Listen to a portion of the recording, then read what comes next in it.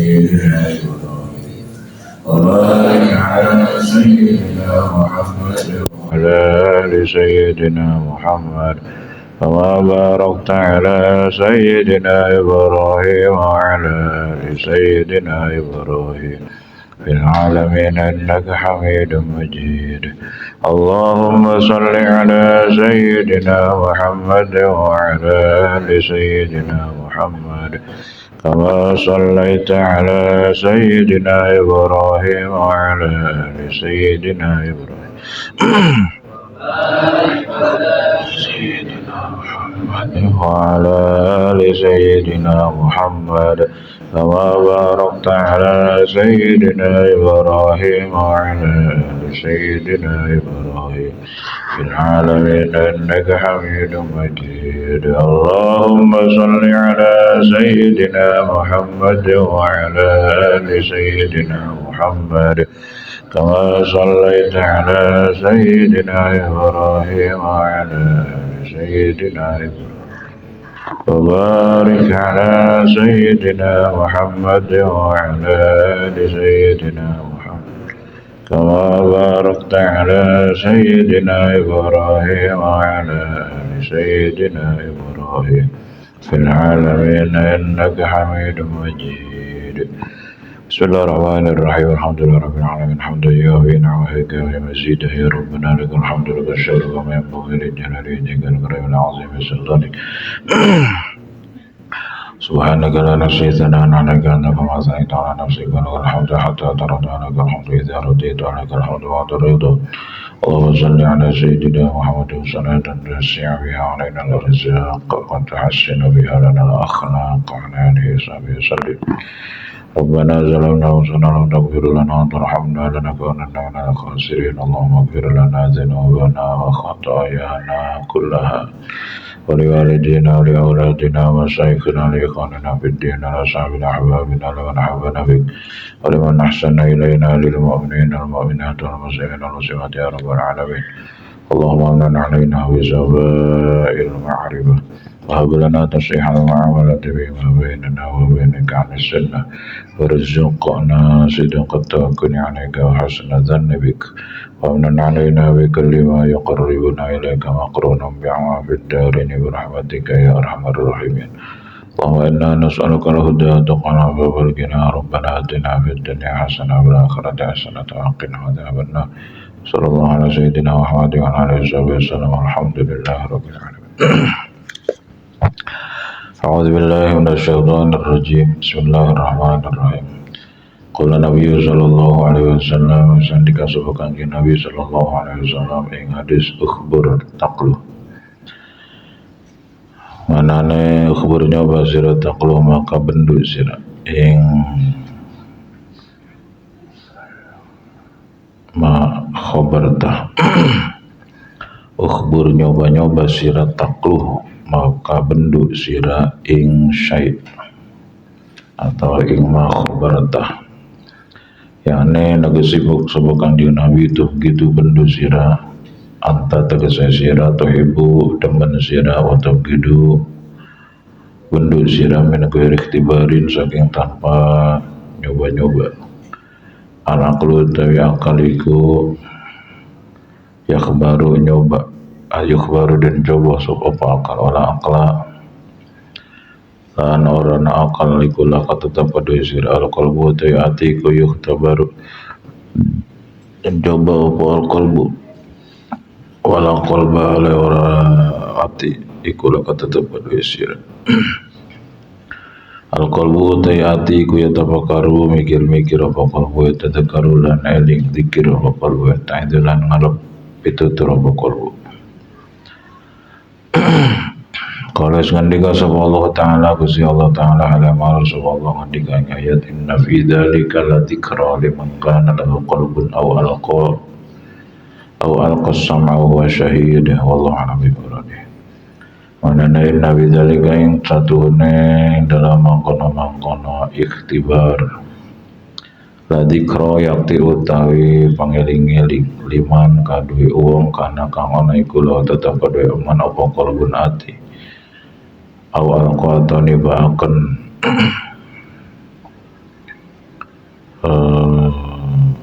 sapa man nasama ing pangrungu hale utawi Allah iku syahidun kang banget nyakseni sapa Allah. Kanjeng Nabi pernah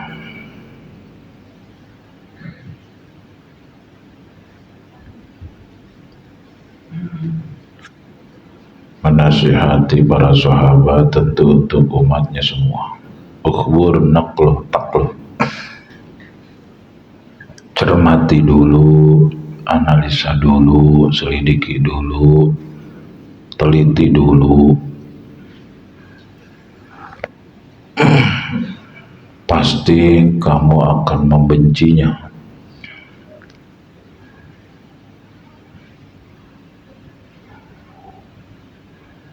Maksudnya gimana ini?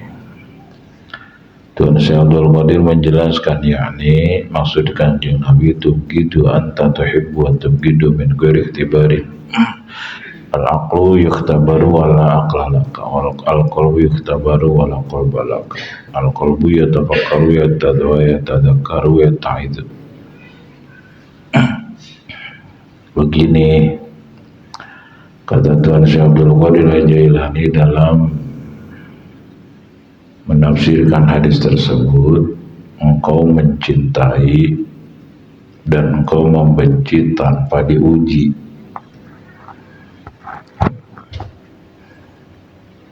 Belum bisa disebut cinta sejati kalau belum melewati ujian-ujian, kan begitu ya?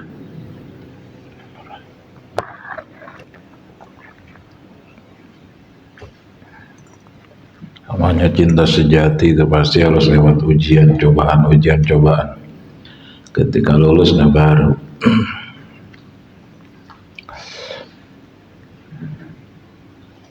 Anta tuhibbu atau begitu min ghairi ikhtibar. Engkau mencintai sesuatu, membenci sesuatu tanpa lewat ujian cobaan dulu.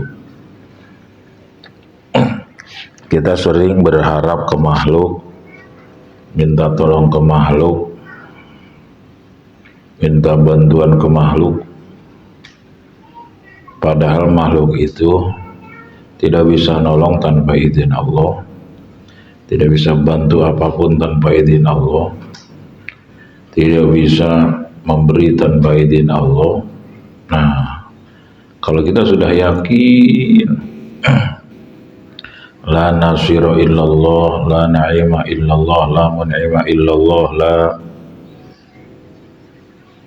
razzaqa illallah, la mu'tiya illallah. Nah, oh ternyata yang bisa nolong hanya Allah. Oh ternyata yang bisa ngebantu hanya Allah. Oh ternyata yang bisa ngasih hanya Allah. Oh ternyata la ilaha illallah, la mu'tiya illallah, la razzaqa illallah, la syifa'a illallah. Tidak ada yang menyehatkan selain Allah. Itu nabi, la ora negative sentence isbat kecuali Allah. Akhirnya puncaknya la maujuda illallah. Nah kalau udah kenal maka dia akan benci kepada manusia. Bencinya itu karena dia pernah ketipu gitu loh. Bencinya itu karena Allah gitu, sehingga dia hatinya terjaga, tidak akan pernah syirik sekecil apapun. Hatinya tidak pernah minta tolong ke manusia, hati ya, walaupun mulut bahasanya minta tolong, hati udah ngeduluin ke Allah. Sebab manusia itu tidak punya apa-apa kecuali dititipi sepercik keterampilan, secuil kekuasaan. Itu pun kalau diambil Allah, hancur dia. Manusia itu tidak tahu apa-apa kecuali dititipi setetes ilmu. Itu pun kalau Allah bikin lupa, hilang semua. Manusia itu tidak bisa apa-apa, tidak mampu apa-apa, tidak punya apa-apa.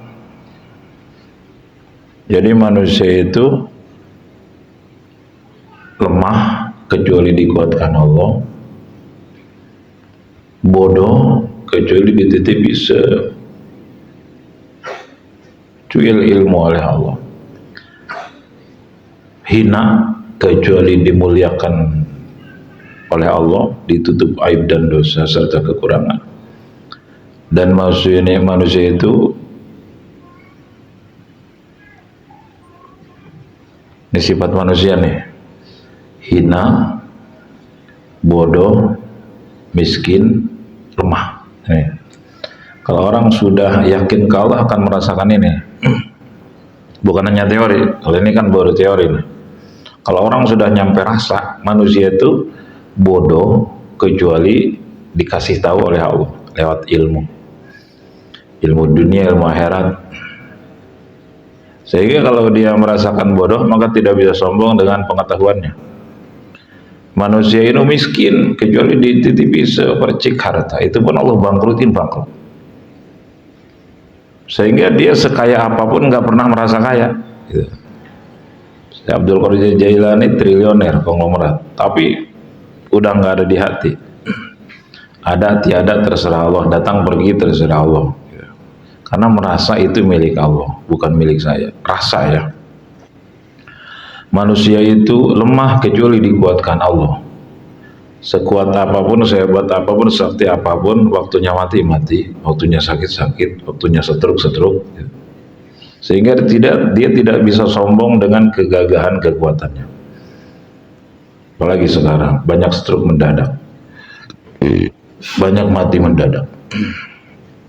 Sebagaimana kata Imam Syafi'i, akhir zaman nanti akan banyak kejadian mendadak. Dua hal yang mendadak: satu, mautin fajah, kematian mendadak; dua, stroke al-falid, stroke. Ini Balaraja Permata, RW-nya Pak Markam tuh, sedang ngobrol sama tamu. Padahal umurnya belum ada 50 ya. Pak Markam kira-kira belum ada 50 ya. Beliau kurang lebih 50. Sudah ngobrol sama tamu, tiba-tiba mati sebelah. Bawa ke rumah sakit, semua general check normal, tensi normal, kolesterol normal, jantung normal, ginjal semua sehat. Cek Allah setruk mas setruk wae. Gitu. Atau hari-harinya padat aktivitas, berarti cukup bergerak, cukup untuk sehat secara normatif lah. Kata Allah setruk mas setruk wae. Lumayan ngalamin nyicipin setruk 6 bulan. Allah sehatkan lagi. Di Puri, mana ya orang Puri nih? Nggak ngaji ya? Gini nih, kalau udah sehat lagi lupa ke Allahnya, nggak ngaji lagi. Lagi nunggu toko, umurnya 40 lebih, mati sebelah. Ngalamin stroke 3 hari, mati sebelah. Saya sempat tengok, kita sempat doa bersama di sini, nengok, setelah doa langsung ke rumah sakit. Masya Allah. Yang mati mendadak, wah banyak tetangga kita, kerabat kita mati mendadak, di media-media sering kita saksikan. Jadi manusia itu tidak punya apa-apa, tidak bisa apa-apa.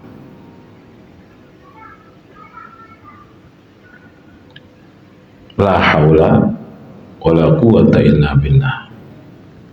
Jangankan harta, tahta, wanita, kedudukan, jabatan, nyawa dan raganya aja milik Allah. Dikasih, diambil, dinaikin, dinurunin, ditambah, dikurangi, dihidupin, dimatiin, suka-suka pemiliknya gitu. Kaifa yasha. Kalau orang sudah nyampe pada keyakinan seperti itu, wah udah hatinya full pasrah ke Allah, akal dan fisiknya full ikhtiar, tapi ikhtiarnya karena semata-mata perintah Allah aja.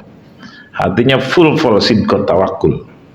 Jadi tubuh bersama makhluk, hati bersama Khalik. Kalau sudah nyampe kelas seperti itu, sehingga hidupnya tenang, patuh ke Allah, tubuhnya, hatinya pasrah total gitu.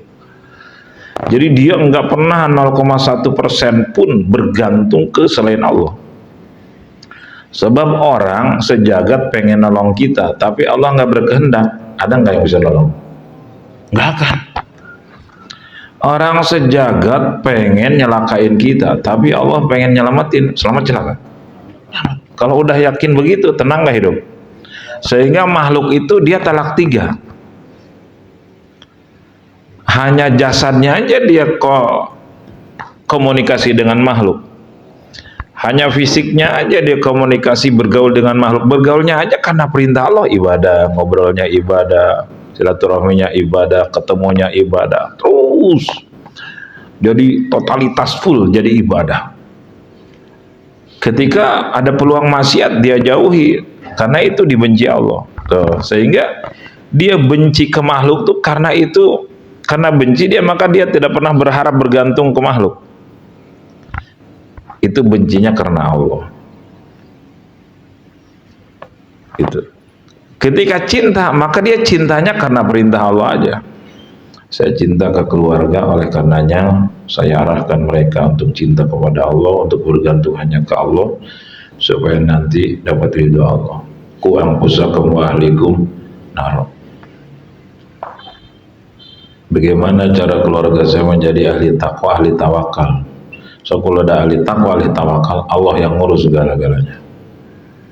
Coba Abah uji itu ya mah.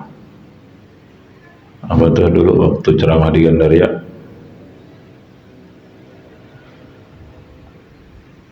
santri itu nggak usah dididik ijazah, nggak usah dididik titel, nggak usah dididik gelar. Santri itu harusnya dididik tidak cinta ijazah, tidak cinta gelar, tidak cinta dunia. Sebab cinta dunia mah udah jibiliyah, watak manusia itu bakal cinta. Tapi bagaimana manusia jadi makrifat, jadi kenal Allah tuh santri itu yang paling tidak mudah. Mau jadi itu santri jadi pilot, mau jadi dokter, mau jadi teknokrat, tuh bangga aing mah gitu kan cek Abah Uci waktu awal. Masih ingat gak awal kamu? Tuh bangga aing mah lulusan pesantren sia jadi dokter, jadi doktor, jadi insinyur, jadi pilot, tuh bangga aing mah. Aing mah bangga lamun something geus teresep ka dunia, zuhud ngaranna. Marifat ka Allah itu baru, walaupun hanya berapa ekor santrinya. Apa sebabnya? Sebab dunia mah udah jibiliyah, watak manusia itu senang dunia, sehingga kalau dia tidak bisa makan bakal nyari. Benar gak? Pasti kalau dia kelaparan bakal nyari, kalau dia kehausan bakal nyari, nggak usah disuruh. Itu mah udah karakter manusia. Tapi kalau dia nggak kenal Allah, nggak mungkin nyari. Nggak mungkin nyari Allah, nggak mungkin. Itu harus ada ilmu dan guide, mursyid. Nggak bisa. Dia nggak bisa sholat, nggak bakal nyari ilmu sholat. Dia nggak kenal Allah, syahadat, nggak bakal nyari ilmu syahadat. Tapi dia nggak punya duit, bakal nyari. Dia nggak punya beras, bakal nyari. Itu udah watak manusia. Tabiat, jibiliyah namanya. Makanya kalau kita mau ngedidik keluarga, didik mereka menjadi ahli takwa, sampai takut ke Allah, dan ahli tawakal, ahli pasrah. Jadi secara badaniah fisik dia patuh, ini diperintah Allah, ini dilarang Allah, patuh tuh. Lalu hatinya full pasrah ke Allah, bergantung hanya ke Allah. Wah, ini udah, kalau orang sudah punya hal seperti dua hal itu, udah manusia paling bahagia dunia akhirat itu. Sebab Nabi Muhammad seperti itu, fisiknya ahli takwa, batinnya ahli tawakal, pasrah total. Makanya doa Imam Syafi'i itu, Allahumma manna alaina bisafa'il ma'rifah. Ya Allah, anugerahi kami kemarifatan yang bening. Wa hab lana tasihal muamalah fima bainana wa bainaka 'ala sunnah. Berikan aku kemampuan untuk berhubungan baik antar kami dengan engkau, dan hubungan baik antar kami dengan sesama manusia. Jadi hablum minallah bagus, hablum minanas bagus, sebagaimana yang dicontohkan oleh Nabi. Itu dari Imam Syafi'i. Hatinya minta yakin ke Allah, tuh berarti hubungan dengan Allah bagus. juga minta hubungan dengan sesama, dengan istri, dengan anak, dengan tetangga, dengan saudara, secara garis yang dicontohkan oleh Nabi ala sunnah. Warzuqna sidqat tawakkul alaik, dan anugerahi aku menjadi orang yang sidqat tawakkul, full pasrah ke Allah. Hati ini nyantel terus ke Allah tiap detik. Wa husnadzanni bik, dan selalu berbaik sangka kepadamu, apapun yang terjadi selalu baik sangka. Wa manna alaina bi kulli ma yuqarribuna ilaik makrunam bi'afid darin, dan berikan aku harta, tahta, kedudukan, jabatan, penghargaan, penghormatan, wanita, beri aku sebanyak mungkin, tapi dengan semua pemberianmu itu menjadikan yuqarribuna ilaik, makin dekat dengan engkau, bukan makin jauh. Nggak mau saya. Nggak mau saya dikasih kaya tapi makin jauh, ujungnya ke neraka. Nggak mau saya dikasih jabatan, gue kan makin jauh. Nggak mau saya dikasih sehat tapi nyawer lagi. Waktu sakit marasin, ngaji rajin, begitu sehat nyawer dewa ya. Bung, emang bung sehat. Karena ada yang gitu. Waktu sakit-sakitan, waduh ya Allah, ya Allah, ya Allah, ya Allah, sampai istighfar banyak. Begitu sehat, lupa lagi ke Allah. Dangdutan dewa ya. Ada yang kayak begitu, ada. Makanya dia ngajinya udah berhenti 5 tahunan. Dulu nikmat ngajinya. Dulu sekali dangdutnya luar biasa. Lalu kasih setruk oleh Allah berapa bulan. Habis setruk tobat berapa tahun. Udah sehat full, sekarang berhenti lagi ngajinya. Dangdutan dewa aja nah. Naudzubillah. Berarti orang kayak gitu bagus sakit, bagus sehat, bagus sakit gitu. Makanya saya kalau nengok orang sakit suka begini doanya, ya Allah, seandainya dia sehatnya bakal makin dekat dengan engkau, sehatkan ya Allah. Kalau kita nggak tahu, jangan ngeduluin Allah, ya Allah sehatkan, ya Allah sehatkan, ya Allah sehatkan, ya Allah, jangan. Itu baru koma. Ya Allah sehatkan dia, jika dengan kesehatan dia makin dekat dengan engkau. Tapi matiin aja ya Allah, seandainya dia matinya baik menurut engkau. Cuman jangan keras-keras doanya. Lu ngodain gue mati ya? Wah ngajar lo. Iya, kalau lu matinya bagus menurut Allah atau ke surga gitu loh. Ya Allah matiin aja dia, seandainya matinya dia baik menurut engkau. Berarti kalau baik menurut engkau berarti surga gitu loh. Itu diajarkan oleh Nabi doa begitu. Makanya kalau saya nengok teman-teman yang sakit, jangan curiga ya, pasti doanya begitu. Nggak mau paling ditengok saya itu. Apalagi udah sakit yang parah banget. Allahumma in kanatil hayat khairal lahu fa'hihi wa in kanatil wafat khairal lahu fatawaffahu 'alal iman. Kan gitu. Itu doa dari Nabi. Ya Allah, seandainya dia hidupnya, sehatnya baik menurut engkau, sehatkan. Namanya afiah. Tapi kalau sehatnya bakal sombong lagi, bakal berhenti ibadah, bakal jauh dari engkau, bakal maksiat lagi, jangan ya Allah lah, matiin aja. Kalau itu matinya baik menurut engkau buat dia. Gitu. Banyak kayak begini, banyak banget. Makanya sehat itu harus ditambah afiah, sehat wal afiah. Sehat wal afiah itu sehat yang makin dekat dengan Allah.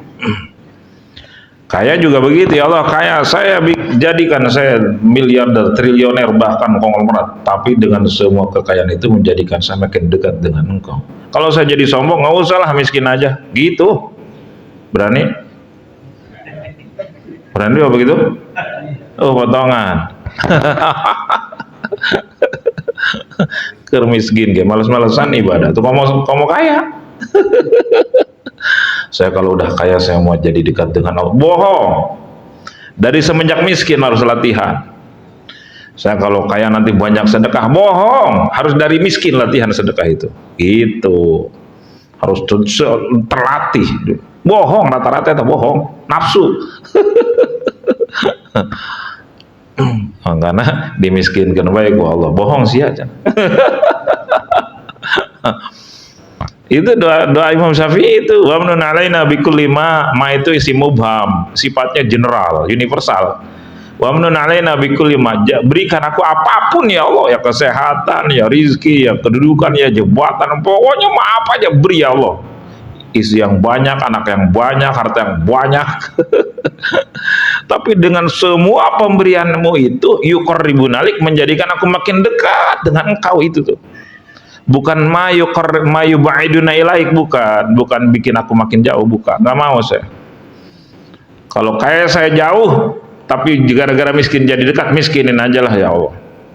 Kalau saya sehat jadi jauh, tapi sakit jadi dekat, sakitin aja lah ya Allah. Gitu. Baik, doa gitu. Mau doa gitu? Mau.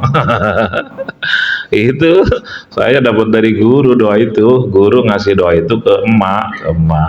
Terus saya lihat di meja, "Ma, ini doa dari siapa?" Tulisannya bagus. Di Haji Oleh cenah. Kan Haji Oleh itu guru saya yang kemarin kita haul. Nah, itu mantunya emak. Gitu. Guru saya itu mantunya emak. Berarti kakak ipar. Nah, dibaca aja lah, mau dibaca lah, atau baca cenah gitu. Belum ngerti saya mananya, belum ngerti waktu itu. Baca terus tiap habis sholat, terus ternyata itu doa hakikatnya dari Allah. Hakikatnya berarti Allah mau kasih, dikabulkan dikit-dikit, ditugasin ngajar tauhid, berarti dikabulkan doa gitu. Ya Allah, jadikan hati saya menjadi ahlul yakin ma'rifat. Ma'rifat, aduh, udah anugerah yang terbesar, udah nggak ada lagi. Ma'rifat itu yakin ke Allah. Cuman ada ma'rifat khassah, ada ma'rifat ammah, ada ma'rifat umum, ada ma'rifat khusus. Nah, kalau khusus mau udah kelas-kelas spesial, kelasnya guru itu. Makasih semalam, kemarin malam ya, tadi malam, ya malam Senin. Makasih yang sudah bisa hadir, zikir bersama.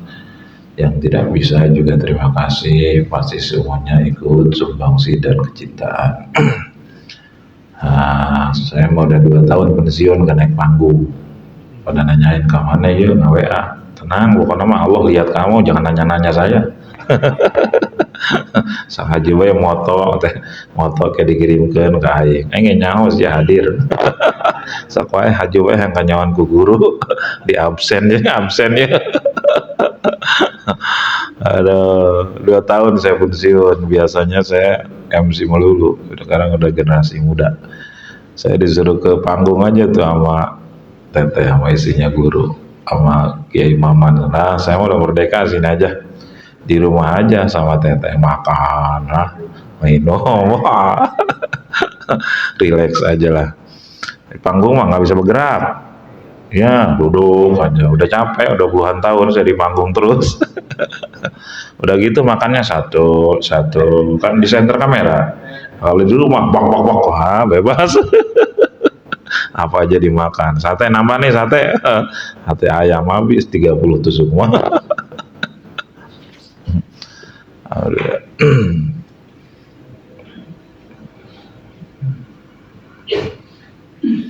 Terakhir baru ke gang tuh nungguin yang mualaf lah. Ada jamaah-jamaah baru yang pada hadir kemarin malam. Mualaf maksudnya kan baru hadir. Sok atoh baik gitu kalau bagi guru mah atoh. Nyawa atoh. Paris. Naon atoh. Wah, tesah jadi orang Sunda ya mah. Cicing di Sunda 20 tahun tanya atoh. Manusiawi. Alhamdulillah, cuman penceramahnya ini terlalu semangat itu, luar biasa. tolol. Ada ibu-ibu habis dibantai banyak ibu-ibu neraka. Aduh, udah berpuluh-puluh tahun gak ada penceramah kayak begitu, baru kemarin itu. Dulu katanya diundang di Cilongok ya. Di waktu apa Isra Mi'raj? Hal Cilongok diundang hal malam itu. Nah, lalu ponakan itu Kiai Maman hadir di sana, tertarik gitu ya. Itu besannya Cilongok itu penceramah. Nah, Kiai Maman juga besannya Cilongok, jadi nyambung gitu. Wasilahnya syariatnya. Cuman udah sama kalau udah Kiai ngomong-ngomong amplop udah hambar. hambar udah harus tahu gitu. Ya saya doyan amplop doyan, cuman kalau dia omong-omongin hambar harusnya diistighfarin cek Abah Uci ge. Saya ikhlas,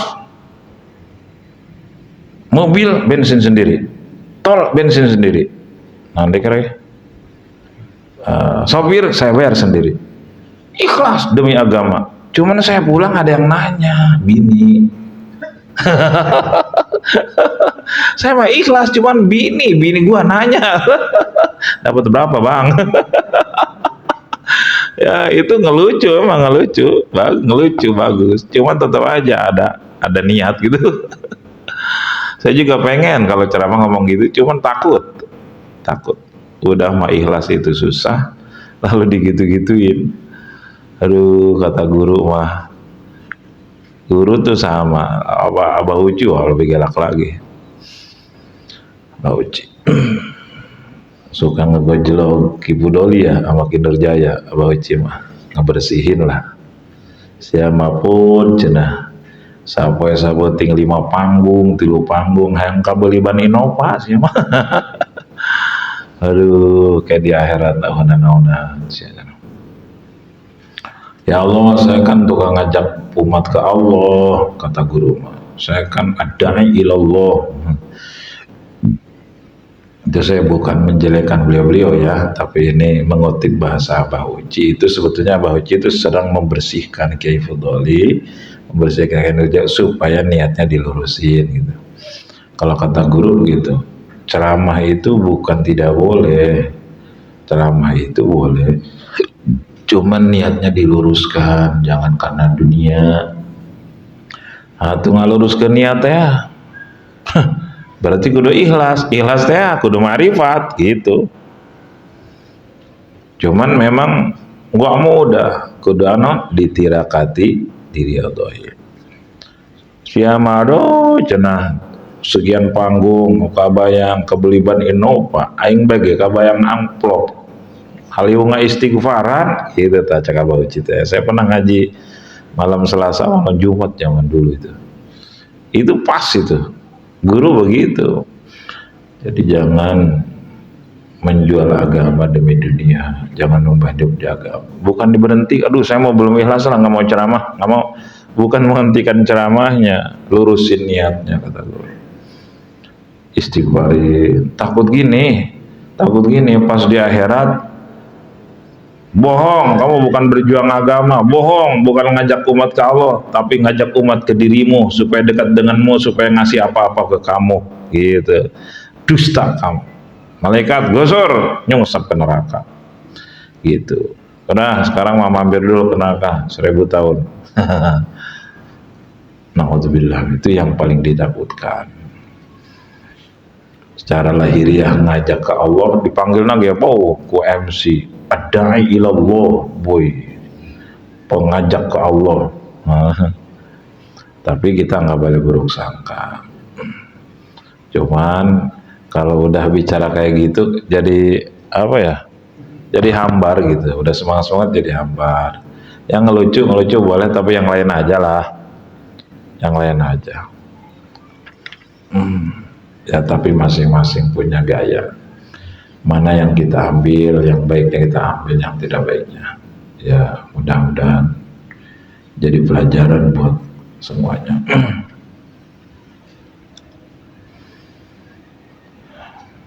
Tapi mayoritas senang itu, apalagi suami-suami yang ngajak istrinya senang banget. Untung suami istri gua dibawa, dengerin tuh istri. Paling pas pulang dengerin tuh, awas tuh. Pak Aris nggak hadir ya? Nah, buka YouTube-nya itu ada. Dengerinnya sama Ibu Aris ya. Hah? Oh, udah dikirim, tapi belum disimak kan? Gua dengerin Bu ya. Biar nanti suaminya seneng. dengerin.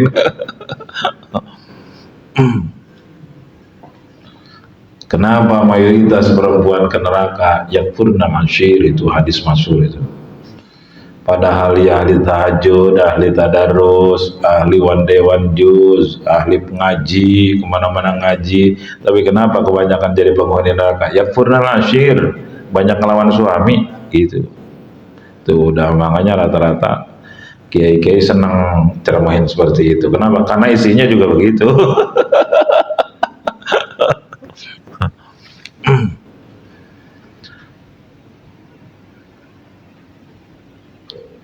Jadi kita boleh cinta ke makhluk tapi cintanya karena Allah, dan benci ke makhluk bencinya juga karena perintah Allah, gitu. Kenapa kamu benci sama dia? Karena kelakuannya dilarang Allah, gitu. Kenapa benci sama dia? Karena kelakuannya dibenci Allah. Giliran orangnya sakit mau ditengok, gitulah. Kayak Rasulullah kan nengok Abu Jahal waktu sakit, pura-pura sakit. Abu Jahal kan pura-pura sakit ya. Muhammad, tengok aku Muhammad. Padahal Abu Jahal udah bikin sumur di belakang pintunya, dalamnya itu 400 meter. Tuh, Muhammad, pura-pura demam. Muhammad, Nabi Muhammad mau masuk ke rumahnya, mau nengok, paman itu, waktu sakit mah tuh diperintah Allah nengok. Tuh, begitu udah mau masuk, hampir nginjak ke lubang yang begitu dalam, hampir melangkah, datang Jibril alaihissalam. Oh, atau backingnya Jibril kelasnya. Ulah madulah asup ya, ranjau, jangan masuk. Begitu, mang nggak jadi mang, saya masuk paman. Kenapa? Lu nggak bisa, ini ada apa gitu ya, lupa saya itu.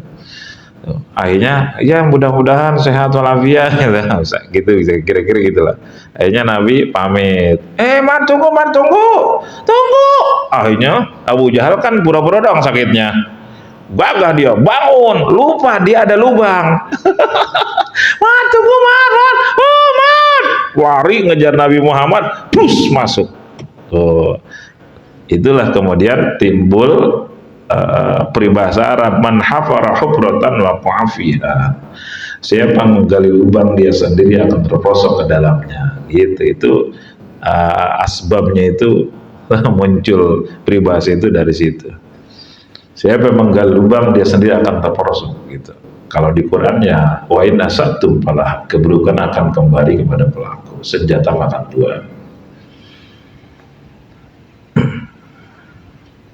Ya kayak yang nyantet guru kan akhirnya gila, ya senjata makan tuan. Terus yang nipu-nipu guru akhirnya hancur. Terus yang sering ngejelek-jelekin, aduh sampai bilang itu ngaji hikam di Kiai Soleh itu sesat. Akhirnya itu pesantren, punya pesantren junior, Ustadz junior, merasa gagah, merasa hebat, jago ngaji, komentar tentang guru, beda kampung sebelah selatan dikit saya kenal. Ngaji hikam di Kiai Soleh mah gila, orang pada gila. Majid itu gila, emang gila, cuman tergila-gila kau. Akhirnya santrinya hancur, santrinya bubar, lalu dia malah jadi Abdul jadi Abdul Goni Abdul Dananir Wadarohim. Jadi ikut-ikutan orang kaya, diperbudak oleh orang kaya. Ilmu kalau udah di bawah orang kaya bahaya. Ahli ilmu, naudzubillah min dzalik. Hati-hati, jaga hati. Al-qalbu yukhtabaru wala qalba laka. Hati itu akan dicoba, padahal kamu nggak punya hati. Al-aqlu yukhtabaru, akal juga akan dicoba, cuman kamu nggak punya akal, kata Tuhan saya. Hati akan dicoba, cuman kamu nggak punya hati. Al-qalbu yatafakkaru wa yatadzakkaru wa ta'idu. Hati itu buat merenung nikmat lalu jadi ahli syukur, merenung musibah lalu jadi ahli sabar. Merenung, nyambung ke Allah. Dawadak wa yatadzakkaru, lalu ingat sadar ke Allah. Wa ta'idu, lan hati itu tempatnya menerima nasihat. Kalau hati sudah sombong nggak bisa menerima nasihat, kritik nggak bisa, nggak mau. Malah dia jadi memusuhi. Allah juga ngasih tahu dalam firman-Nya, inna fi dzalika ladzikra liman kana lahu qalbun aw alqa sam'a wa huwa syahid.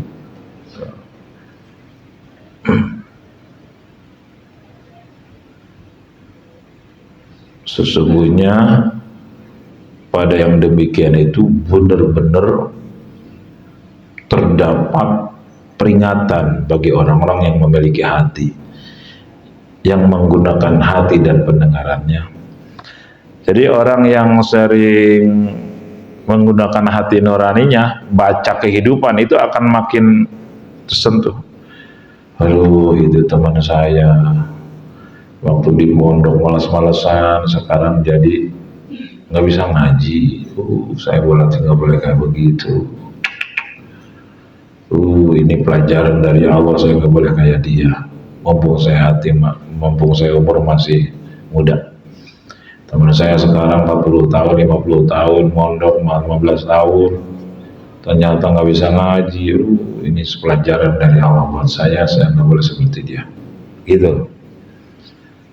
Itu tukang maksiat, tukang judi, slot, sekarang banyak rumah habis, mobil habis. Ini pelajaran dari Allah, saya nggak boleh kayak begitu.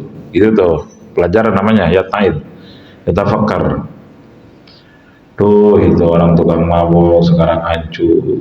Narkoba, rumahnya habis sekarang. Pelajaran dari Allah, saya nggak boleh seperti dia. Itu tukang ngabohong, tukang nipu sekarang hancur. Pelajaran dari Allah, nggak boleh seperti dia. Itu sholat subuhnya jam 7 melulu, jam 10. Pantesan itu hidupnya bangkrut. Ke Allahnya males-malesan. Saya pelajaran, saya nggak boleh seperti dia. Gitu. Itu ngelawan melulu sama suami. Pantesan sekarang hancur rumah tangganya. Saya nggak boleh kayak dia menjadi istri. Itu. Itu orang kaya tapi nggak pernah tenang hidupnya. Saya nggak mau kaya seperti itu, ya Allah. Itu orang miskin nggak pernah tenang, apalagi kayak gitu, nggak mau banget ya Allah. Yang miskin yang nggak pernah tenang. Gitu. Banyak pelajaran dari Allah, dan Allah ngasih kayak begitu. Kamu jangan kayak orang-orang Israel, gitu. Kamu jangan kayak kaum Ad. Jangan kayak kaum Nabi Lot. Kamu jangan kayak kaum Samud. Aku hancurkan mereka. Aku kasih bencana dingin sampai nusuk tulang selama sekian seminggu ya. Kaum Ad sama Samud itu hancur semua. Kamu jangan kayak kaum Nabi Musa tuh. Siapa suruh jangan jangan cari ikan kalau hari Sabtu mah, jangan. Khusus untuk ibadah, hari Sabtu hari libur ibadah. Gimana tuh ayatnya? Najwa, gimana ayatnya? Jangan nyari ikan hari Sabtu, sebab Sabtu mah khusus buat kalian ibadah, kata Allah lewat Nabi Musa. Yaumas Sabti itu lupa ayatnya. Biasanya hafal Quran saya, kok tiba-tiba lupa? Apa kebanyakan para pendosa di sini? Jadi hijab. Ternyata dosa saya yang paling banyak.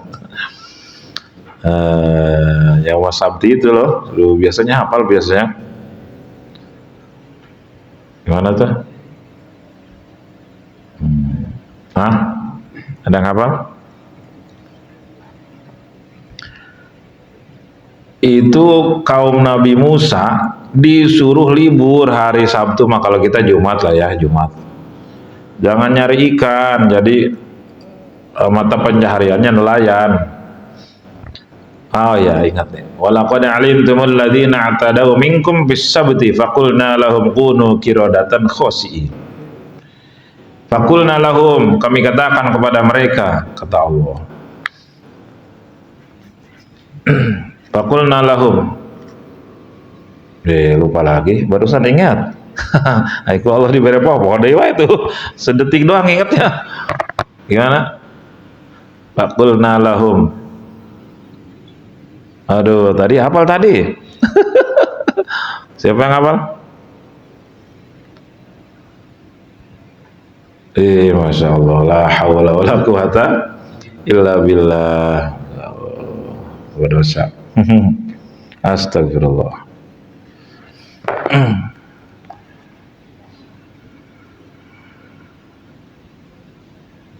Terusan apa, Sal? Hah? Oh ya, walaqad alimtumul ladzina i'tadaw minkum. Sungguh kalian sudah tahu semua orang-orang yang melebihi batas. Alladzina i'tadaw minkum bis-sabti, tentang hari Sabtu. Suruh jangan cari ikan hari Sabtu. I'tadaw minkum bis-sabti. Akhirnya apa yang terjadi? Hukum qaing, cek Allah, sanksi. Faqulna lahum, katakan kepada mereka yang melanggar aturan Allah, kuno kirodatan, jadilah yang monyet semua. Jadi monyet tuh selama 3 hari 3 malam. Ahli tafsir beda-beda pendapat. Ada yang memang mengatakan jadi monyet tubuhnya, ada yang mengatakan fisiknya tetap manusia, cuman hatinya jadi monyet gitu. Itu nggak bisa apa-apa 3 hari 3 malam, akhirnya mati semua. Jadi itu secara fisik dia nurut perintah Nabi Musa, berarti perintah Allah. Untuk hari Sabtu nggak boleh nyari ikan, jangan, khusus untuk ibadah kepada Allah. Makanya kan orang Yahudi kan hari besarnya Sabtu kan, di tembok ratapan. Nah, saya pernah dulu ke Israel, dulu 100 tahun yang lalu. Itu ibadahnya kan di tembok ratapan dia, Sabtu. Bener tuh, mereka nggak nyari ikan Sabtu, cuman Jumat sorenya pakai akal bulus dia. Makanya rata-rata ahli-ahli akal bulus celaka. Jumat sorenya pasang itu jaring, mencek orang pasang bubu. Jadi pakai akal bulus. Suruh hingga jangan nyari itu. Aduh, direkayasa hukum Allah. Akhirnya dikutuk oleh Allah jadi monyet. Masya Allah, naudzubillah. Sama hari Jumat juga ada. Idza nudiya lis-salati min yaumil jumu'ah fas'au ila dzikrillah wa dzirul bai'. Kalau udah dikumandangkan adzan Jumat, hari Jumat, untuk salat, fas'au ila dzikrillah. Tinggalin semua aktivitas kamu, tinggalin. Pabrik istirahat dulu, dagang berhenti dulu, tani berhenti dulu, tidur bangun. Ila dzikrillah, berangkat menuju salat Jumat. Wadirul bai', tinggalin jual beli, tinggalin transaksi, tinggalin kantor semua. Kalau udah selesai, wa idza qudiyatis shalah, selesai salat, fantashiru fil ardi, silahkan bertebaran lagi, cari wabtagu min fadlillah, cari karunia Allah, cari rezeki dari Allah, gitu. Jadi disuruh istirahat oleh pemilik pabrik, ya kan? Teng tanggal 12 hari Jumat, disuruh apa tuh? Suruh ke masjid. Terus pada ke masjid apa ke warteg? Berarti hebatan bosnya apa hebatan karyawannya? Hebatan bosnya, udah tahu dia orang Islam Jumatan cenah. Nah, tanggal 12 biasanya dulu istirahat tanggal 12, sekarang mah itu yaumi ashabus sabti itu.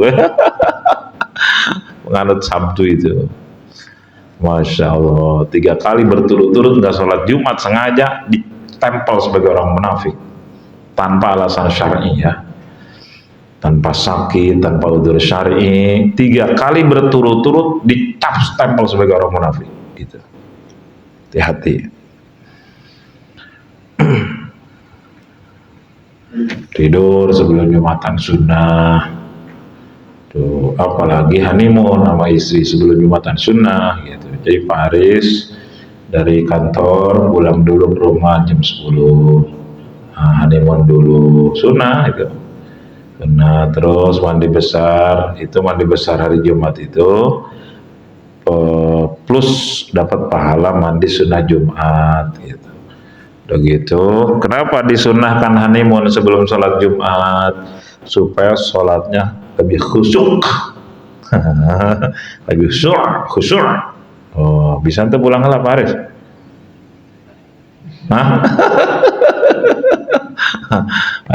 Sunnah gitu, sunnah. Malam Jumatnya sunnah, sebelum Jumat sunnah, double tuh Jumat eta. Cicing sia masih jomblo siapa?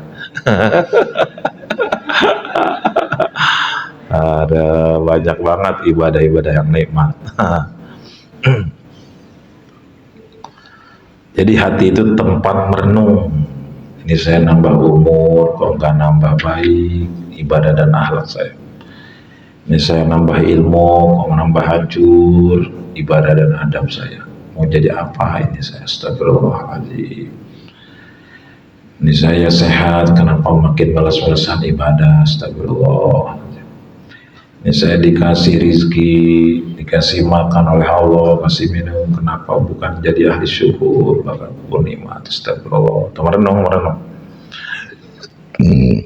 Tafakkur sa'akhir min ibadati al-birrokah. Ada keterangan merenung sesaat yang connect dengan Allah itu lebih hebat dibanding ibadah 1000 rakaat model-model orang bodoh. Merenung sesaat. Ada lagi hadis khairum min ibadati alfi sitina sana, lebih hebat dibanding ibadah 60 tahun. Merenung sesaat doang. Para ahli-ahli ma'rifat itu lebih hebat dibanding ibadah model kita 60 tahun. Makanya saya kalau ngelihat guru ngelamun, paling takut itu. Ngelihat pamarkan ngelamun mah, waduh tuh, bawa ke masukin jiwa. Pikiran dunianya nama. Saya kadang bangun jam 1 malam, jam 2, bukan mau tahajud, mau ke toilet. Cuman ngelewatin ruang tengah. Di ruang tengah itu ada guru sedang ngelamun aja. Depannya meja ada telepon rumah. Kadang-kadang nggak pakai baju, pakai sarung doang begini, ngerokok sambil ngerokok. Waktu masih ngerokok. Nah, ngerokoknya orang kayak gitu bisa wajib itu. Ngerokok model siapa? Waduh, ngabiakeun duit. Jadi hukum rokok itu aslinya makruh. Cuman bisa sunnah, bisa wajib, bisa haram. Itu namanya hukum sunnah aridi, wajib aridi, haram aridi namanya. Tapi aslinya makruh dzati, aslinya makruh. Makruh itu kalau dilakukan tidak dosa. Kamu mau ngerokok sehari 20 bungkus nggak dosa. Jus terus kayak kereta, ngebul terus, nggak dosa. Cuman nggak disukai Allah. Makruh itu bahasa Arab. Kariha yakrohu karohatan bahwa karihun wadaka makruhun, tidak disukai. Tidak disukai itu dibenci gitu. Nah, makruh. Tapi kalau tidak dilakukan dapat pahala, itu makruh. Dilakukan tidak dosa, ditinggalin dapat pahala. Asal ditinggalinnya itu because dil intisal dalam usul fikih. Ninggalinnya itu tujuannya karena patuh gitu. Kenapa kamu nggak ngerokok? Lah, makruh, nggak disukai Allah. Tuh. Ini nih ada nih 5 bungkus, saya dapat ini. Oh ya, makasih. Ah, itu mah bukan makruh, itu mah bukan nggak punya duit. Oh, bukan makruh. Pas dikasih gratis mah dihisap sama dia. Makruh karena Allah mah. Kenapa kamu nggak ngerokok? Makruh, nggak disukai Allah. Nih kasih nih gratis nih, ada 10 bungkus Marlboro nih. Nggak disukai Allah. Mau ada duit, mau tidak ada duit, mau ada gratis, mau nggak mau gitu. Tuh, Pak. Jadi ninggalinnya itu karena nggak disukai Allah, dapat pahala tuh ninggalinnya. Tapi bisa sunnah, bisa wajib kayak guru. Itu guru kalau ngerokok itu tafakur ke Allahnya itu kuat. Pernah bilang.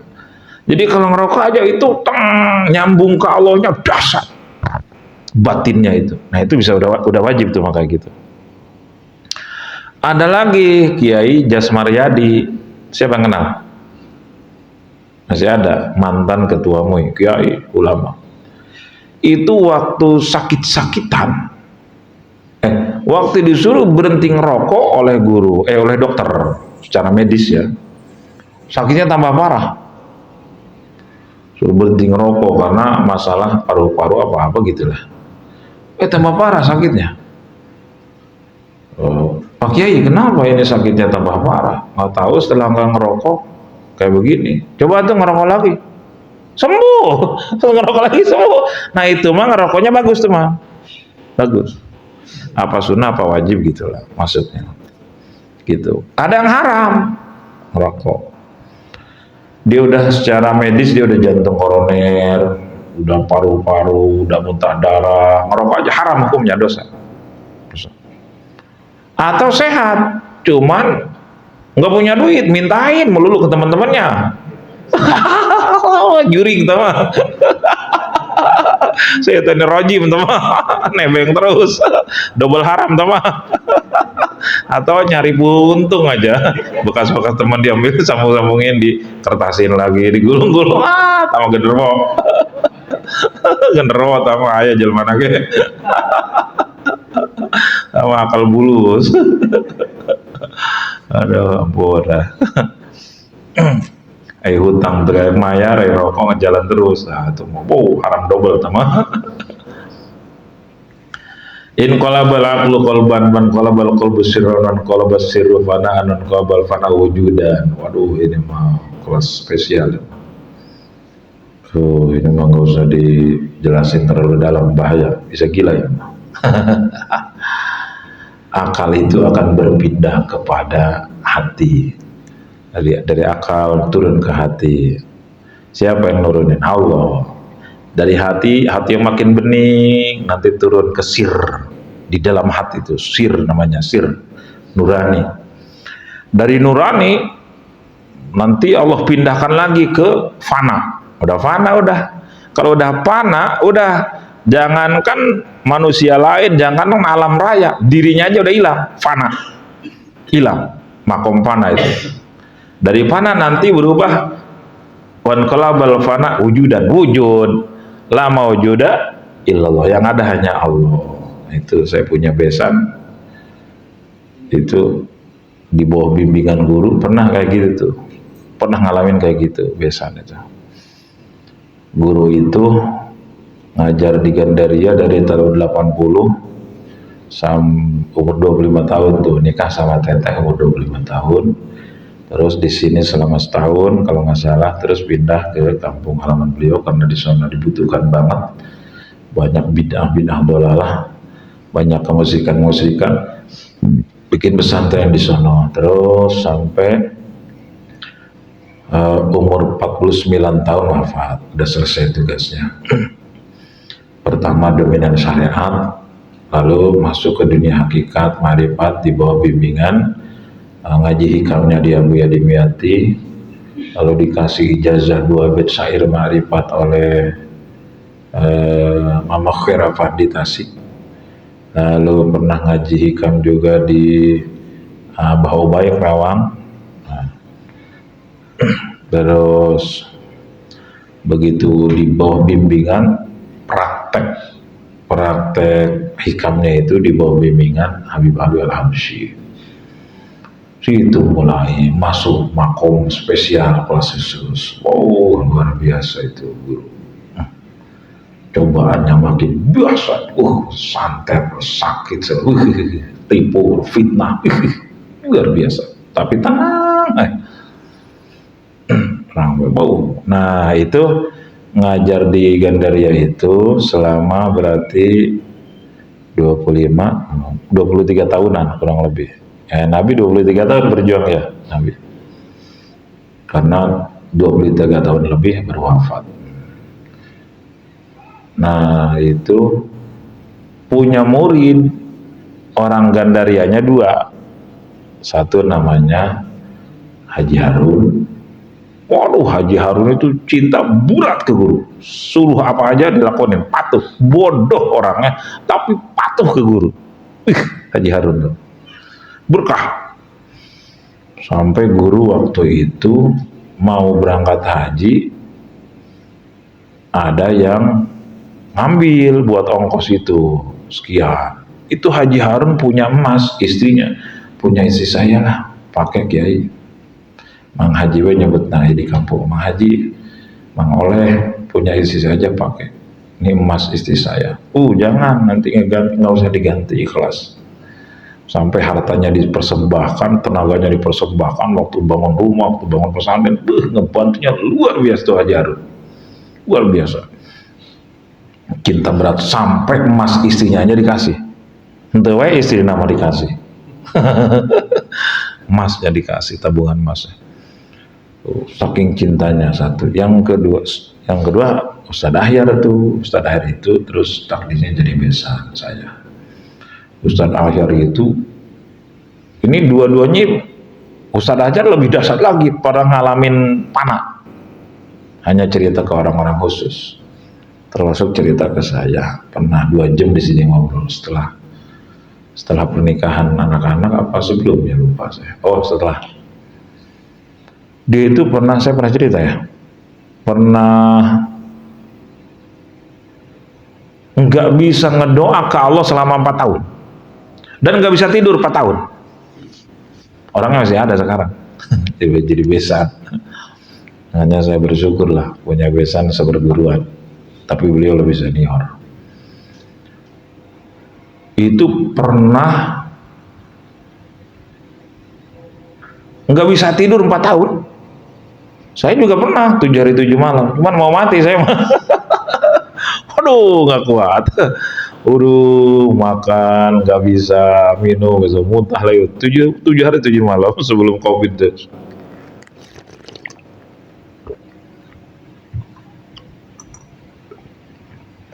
Beliau 4 tahun. Itu tapi sehat. Badannya tidak sehat. Aneh. Ya memang yang bikin sehat kan Allah. Dan tidak akan merasa sakit tanpa izin Allah manusia. Kata Allah sehat, masih sehat. 4 tahun gak bisa tidur. Kalau orang biasa nggak akan percaya. Cuman saya karena seperguruan percaya banget. Dan pernah satu malam disusul sama guru ke rumahnya. Kan cuman berapa meter ya? 100 meter lah dari dari guru rumahnya. Jam 1 malam. Yar, Assalamualaikum. Yar, keluar. Ikut. Ayo lo. Nggak pernah mau kemana, mau apa, nggak pernah nanya. Ikut aja terus, diajak keliling ke sawah, ke kebun, terus pulang menjelang subuh. Diantarkan deh kayak mana tah? Sampai masuk rumah, nggak nanya mau apa, ada apa, nggak pernah. Saking patuhnya, samina wa ta'na zahirun wa batinan. Sampai suatu saat dia dikasih zuhud oleh Allah, sampai wah udah bisa diceritain. Ini cerita bab ilmunya atau teori. Dia pernah merasakan makom fana itu, seluruh makhluk hilang, bahkan dirinya aja hilang. Nah itu 4 tahun. Dan itu ngelihat dunia itu, ngelihat dunia itu jijik banget katanya. Sampai rumah aja dikasih ke orang, padahal anaknya 9 apa 11. Mumpung gak ada mantu saya nih, saya ceritain semua. Sampai rumahnya dikasih ke Habib waktu itu, yang Habib itu cinta kepada guru. Dikasih. Beliau ngalah bikin gubuk kecil di belakang rumahnya dengan anaknya sekian banyak, 11 apa berapa ya anaknya, lupa saya, 11 kalau nggak salah. Sampai disebut gila. Ustadz Ahyar gila meren, blow on. Rumah satu-satunya gede dikasih ke orang, dia bikin gubuk di belakang rumah, gila tuh orang. Gitu. Itu digosipin gila, senyum aja. Gila ya senyum aja kan. Terus kerjaannya ngurusin masjid adzan. Ntar kadang-kadang dia nyari karung bekas ke Jakarta, ntar dijual dapat, bawa sepeda ontel. Pernah satu saat dia ngantuk tuh waktu bawa sepeda ontel nyari karung bekas di Jakarta. Dia ngantuk tertidur. Udah gitu kok tiba-tiba dia ada di atas pohon, sepedanya juga ke atas pohon. Aneh. Dia sendiri aneh, dia sendiri. Banyak keajaiban. Terus tapi sholatnya udah bukan sholat kayak kita. Sholatnya udah khusyuknya udah khusus spesial. Orangnya orang biasa. Terus itu nggak pernah ngedoa selama 4 tahun. Siapa? Malu ke Allah, minta apa malu. Saya perasaan udah paling kaya sedunia. Zuhud tuh kayak gitu, kaya hati tuh kayak gitu. Atau apa yang kurang? Saya udah dapet yang pemilik dunia gitu. Udah dekat dengan pemilik dunia, pemilik segala-galanya, pemilik kehidupan, masa mau minta apa lagi gitu? Ngangkat tangan aja udah nggak bisa. Malu ke Allah. Ini al-haya minal iman kayak begini. Udah. Saya mau minta apa lagi? Udah dapat segala-galanya gitu. Dikasih malu kalau mau minta. Ngangkat tangannya nggak bisa, nggak bisa. Habis sholat udah aja nggak pernah ngedoa. Nah ini udah makom spesial ini. Nah suatu saat dia nyangkul di sebelah selatan rumahnya tuh, yang agak dekat pesantren guru. Tiba-tiba ada itunya, ada apa? Tetangga sebelah yang punya sawah sebelah tuh. Wah, Ustaz goblok, Ustaz blon, sia tanggal cowok aing di buah badan sia. Ngerti tuh Faris? Lah, saudara tadi ngertiin itulah yang kayak bingung tuh. Ngajar lo pohon pisang gua dulu apa? Tebang-tebangin, dasar lu blon Ustaz gila. Itu dia mau bela diri bahwa bukan pelakunya, bukan dia gitu. Berat. Senyum aja, nyangkul aja terus senyum gitu. Nggak bisa ngomong. Ya kalau nafsu mah pengen ngomong, enak aja lo nuduh gua bacok lo kan bisa aja. Tapi aneh, nggak sakit hati, senyum aja, nyangkul lagi katanya. Cuman anehnya itu orang besoknya meninggal katanya. Saya juga aneh. Coba kalau Pak Markam digituin, pas yang menghinanya meninggal, rasanya syukuran itu ngeriung. Kenapa ngeriung? Alhamdulillah, jangan jelekin saya meninggal. Orang wali mah tuh nggak bakal ada dendam benci, hasud. Itu dia disebut Ustadz Bloon, Ustadz gila bertahun-tahun. Pertama, rumah satu-satunya dikasih ke orang, padahal anak banyak. Terus setiap punya apa dibagi-bagiin. Sampai, nah itu saya tanya, sekarang masih nggak kayak begitu? Ah sekarang udahan, udahan, biasa lagi ngedoa lagi, udah tidur lagi, tapi bukan berarti hilang. Biasanya kayak gitu tuh ditutup oleh Allah. Sekarang apa sekarang? Sekarang bikin warung ayam bakar. Aneh, ngewarungnya aneh, ngewarung aneh. Ngewarung sih dibagi-bagiin melulu. Aneh jasa. Pokoknya nama kalau kita ngikutin dia bangkrut kita. Ngewarung kebanyakan disedekahin dibanding dijual. Aneh. Kalau pengajian malam Rebo, malam Sabtu ya kalau nggak salah tuh di Gandaria Imaman. Tadi dia nyumbang ayam bakar berapa. Terus ada tamu orang-orang baik, suguhin makan, nggak bayar. Ada saya sama anak 13, suguhin makan, nggak boleh bayar, pulang dibekelin. Kapok saya ke sana, malu atuh. Harga diri, bro. Terus ada lagi kiai-kiai, ada lagi habaib datang, kasih. Anak mantu itu datang makan-makan, kadang pulang bekelin, aneh. Tapi nggak bangkrut-bangkrut. Malah tambah maju, tambah luar biasa. Masya Allah. Itu dagang nggak pakai manajemen ekonomi namanya.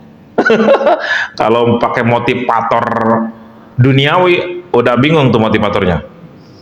Menyalahi aturan bisnis, nggak pakai manajemen.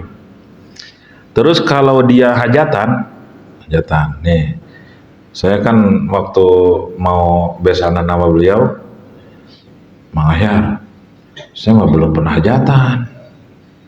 Saya mah nggak mau hajatan, nggak punya duit. Saya mau jiwa pebisnis. Dari zaman remaja saya mah senang bisnis. Misal kita hajatan dapat habis 200 juta, mendingan pakai modal dagang saya mah. Hajatan, untung belum tentu, rugi mau udah di belubuk mata zaman sekarang. Apalagi hajatannya niat jadi perusahaan, nggak mau saya mah. Lah udah kita nikah aja lah. Yang penting mah ya saudara tetangga diundang berapa orang, kesyukuran niatnya. Oh ya setuju. Saya juga begitu, tiap nikahin anak, nyunatin begitu katanya. Wah cocok. Penting mah sah menurut agama. Cuman auli walau bisyatin, resepsi lah walaupun dengan satu ekor kambing sebenarnya. Ya ya, siap siap siap. Terus tunangan, tunangan biasa aja, nggak formal-formal, saudara-saudara enggak, biasa aja. Nah, udah gitu, kapan nih acara akad nikah? Tanggal sekian, oke. Udah lah, paling nganter nikah mah nggak usah banyak-banyak, kalau 3 mobil cukup. Ya siap. Nah, udah mau hari H sekitar berapa minggu lagi ya? Saya nanya sama Teteh tuh, Gandaria, kan dekat dan tahu semua acaranya. Teh, kira-kira nih besan yang nganter berapa mobil ya? Bang, Mang Ahyar mah tokoh, saudaranya sekampung, pasti pengen ikut semua. Cina. Ah, waduh, dia mah nggak bakal ngasih tahu, tapi orang-orang pada pengen ikut, pasti itu macam. Waduh, ya udahlah, niat ikramud duyub, niat memuliakan tamu. Akhirnya saya karena niat memuliakan tamu harus bersyukur, nyuguhin yang layak, yang bagus. Menghormati tamu itu bagian dari ibadah. Nanya sama Pak Kumis, pakar masak. Oh, Jawara plus pakar masak. Jamaah pengajian dari Puri. Pak Kumis, saya mau ini nih, walimah arus, tapi nggak ngundang. Cuman saya niatnya mau ngemuliain tamu aja besok. Berapa kira-kira yang hadir? Ya mungkin 1.000 orang lah yang ngantar. Kira-kira karena banyak kerabatnya, simpatisannya. Wah berarti kali 2 katanya. Oh bisa begitu? Iya kan nama istrinya Cana. Belum mau anaknya. Oh gitu ya. Saya belum merhajatan soalnya. Harus pakai panitia. Masa pakai panitia? Iya. Panitia aja tuh Hollywood tuh pakai panitia. Oh gitu. Ya udah. Ini aja panitia apa itu pakai jangan kasih tahu semua jadi panitia. Ya. DKM. Ya udah terserah. Telepon nih nama saya. Rapat. Tong rapat. Mustika diwakili Pak Samsudin. Terus Citra di ini. Pak Kumis mimpin rapat. Masya Allah ternyata. Alhamdulillah jadi jalan dari Allah. Ya udah. Ada yang digerakin oleh saya beli daging sekintal. Saya beli ayam sekintal. Terus rapat. Ini mau pakai pelaminan nggak? Nggak usah, ini mah nikah doang. Muat pelaminan. Ah, Pak Nandang bilang, ya tuh pakai, kasihan cenahana. Terserah, ya udah saya bagian pelaminan. Iya, ya apa? Terus ada lagi, mau pakai foto-foto? Nggak usah, foto-foto saya juga udah kadaluarsa semua. Foto jangan HP sekarang mah.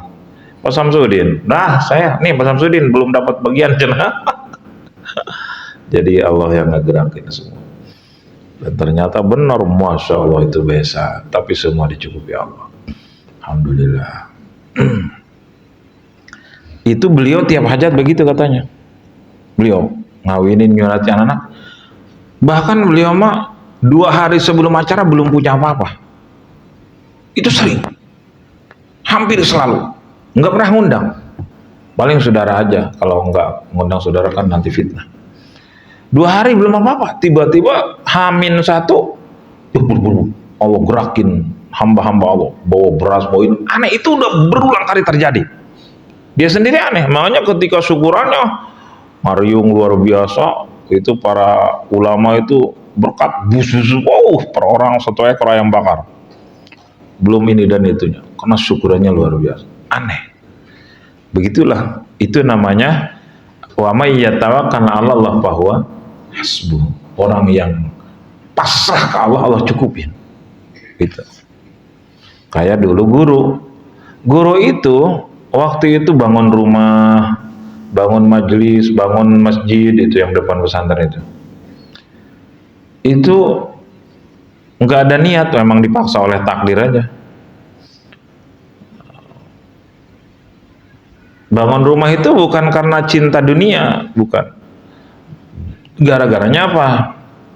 Apa tuh Pak Markam gara-garanya? Lupa saya. Oh, Nara. Coba ceritain. Saya minum dulu.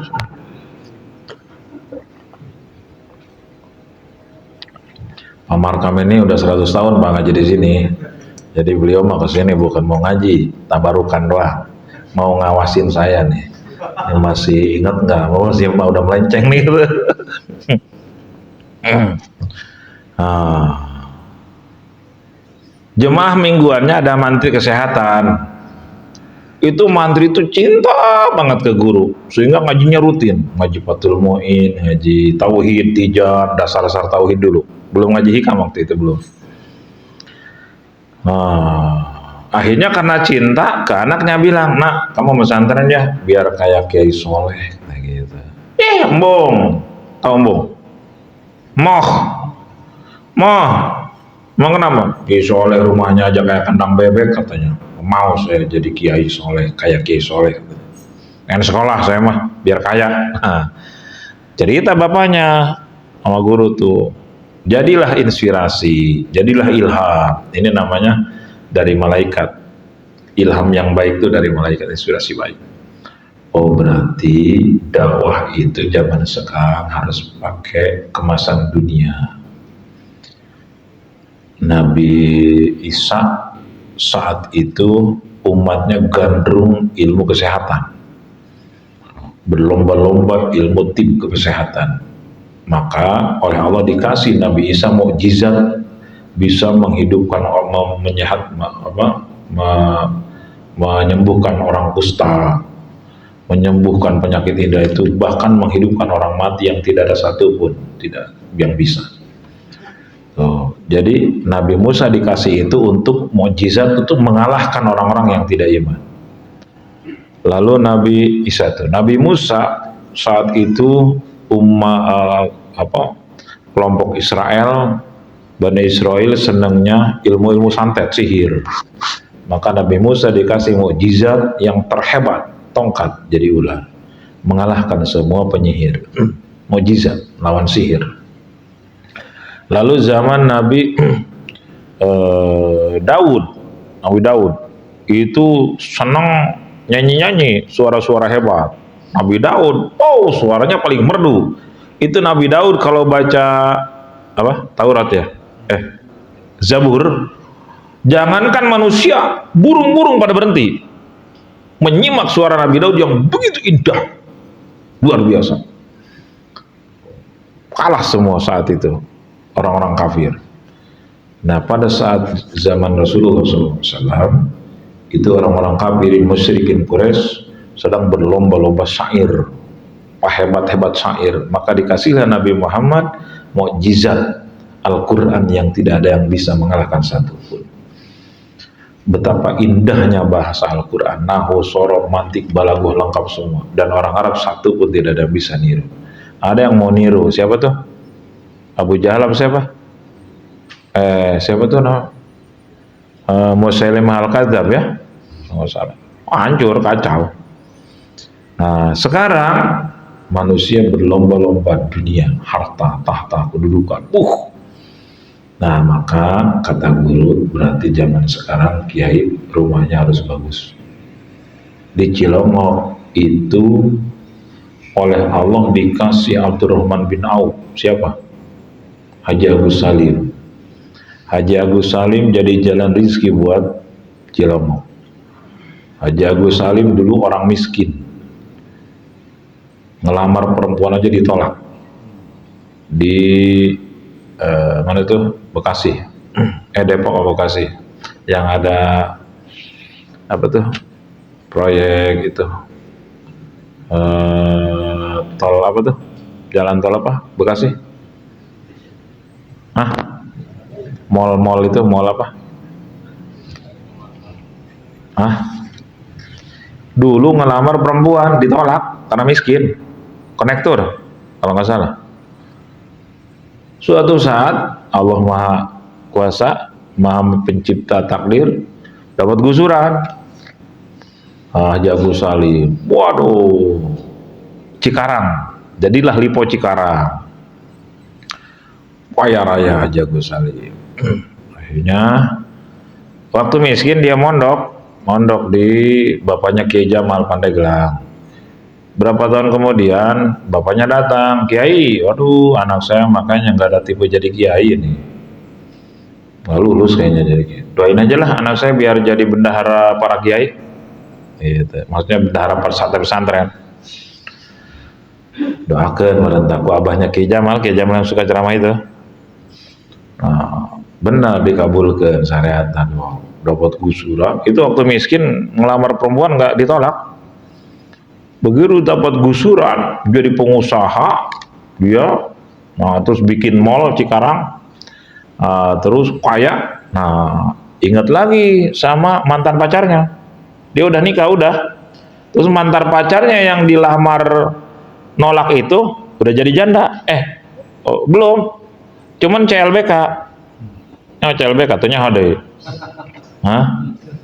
CLBK namanya cinta pertama. Ya udah, kalau kita masih cinta-cinta, udah kamu cerai sama suamimu.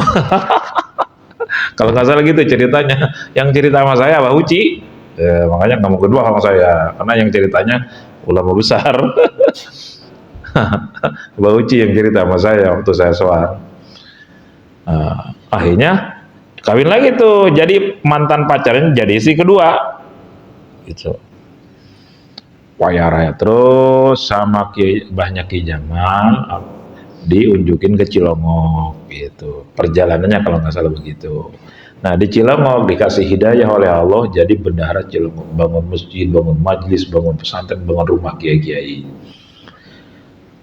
Masjid itu ya kalau jamaah mah paling 50.000, 100.000, tapi mayoritas dana besarnya itu 35 miliar bikin majelis taklim itu yang buat tempat ngaji. Belum masjidnya, belum kobong-kobong pesantren. Yang kebakaran itu kan berapa tahun lalu, berapa bulan megah lagi itu. Ada Abdurrahman bin Aufnya Cilongok. Lalu Abah Uci, Kiai Abanto, terus semua dibangun-bangunin rumahnya semua. Itu apa artinya? Nah terus Haji Agus Salim itu beli rumah Hettikus Endang yang suaminya anggota DPR RI, 1,5 miliar dibayarin sama dia, yang di lebih sebelah utara masjid baru itu. Nah itu dipakai rumah beliau di situ. Nanti hari ini isi pertama gilir ke Cilongok, ntar besok isi kedua datang, besok lagi isi ketiga, besok lagi isi keempat. Tuh poligami kayak begitu Pak Aris. Jadi Pak Aris tetap di rumah, nanti isi yang lain datang gitu. Kalau belum bisa begitu jangan, mumat, capek, kayak kalau di jalan, kalau di jalan, tua di jalan. Saya dicerita Mbak Uci, Haji Agus waktu nyandung nahen nya nama, langsung isi nanu datang, isinya, nya nama di situ tuh, Imam Hettikus Endang dibeli kunyana, jadi gitu.